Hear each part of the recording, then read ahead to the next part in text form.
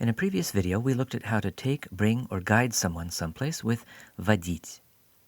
Я водил своего друга в Эрмитаж. But we only looked at the context of round trips. What if you're taking someone somewhere right now, you're headed there, and you're going in one direction? Well, of course, Russian has a verb for that too, and it looks like this. Вести. Я веду Олю в Эрмитаж. Here, your friend Oля has an accusative ending, Olю, because she's the direct object. You, the subject, are taking her, the direct object. Вести is a lot like идти in two ways. It means that you're on the way there, going in one general direction. It also means that you and whoever you're taking are going on foot. The big difference between these two verbs is that while идти just says that you're on your way someplace, вести specifies that you're taking or bringing or leading someone, so you'll see it used with a direct object. Let's look at the conjugation of вести, because it's a little tricky.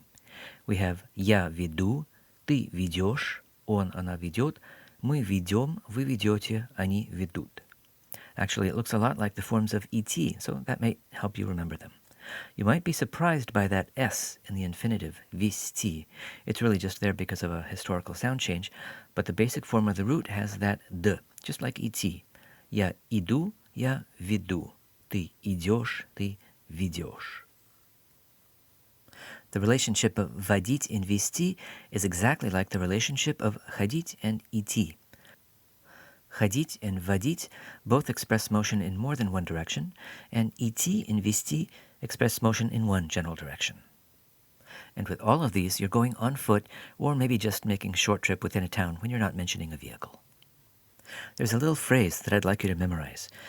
Куда ты ведешь нас, Сусанин герой? This goes back to the story of when the Polish armies were in Russia about 400 years ago, and they were trying to capture the newly chosen Tsar, Mikhail Romanov, who had been in hiding in the countryside. According to the legend, when the Poles ordered a local farmer, Ivan Susanin, to help them find the young Tsar, he led them deep into a bog in a forest, sacrificing his own life to protect the Tsar. So this is what the Poles may have said when they realized that Susanin had tricked them, leading them astray. This story and this phrase have really become part of the Russian cultural world. The composer Glinka wrote an opera about Susanin, and there are still all sorts of jokes and memes about Susanin. In fact, a Russian friend once said this to me when she began to suspect that I didn't know where I was going and was about to get us lost. So, memorize it as a handy phrase that shows that you know a little about Russian history and culture, and it should also help you remember these forms, веду, ведешь, and so on.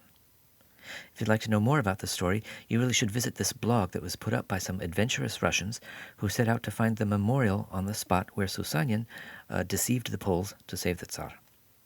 Even if you don't understand all of the Russian, there's some great pictures of the kind of forests and swamps that have served as national defenses for Russia on more than one occasion. The past tense forms of вести are also a little tricky, so we'll cover them in another video, along with the question of when to use the past tense of unidirectional verbs like вести and идти.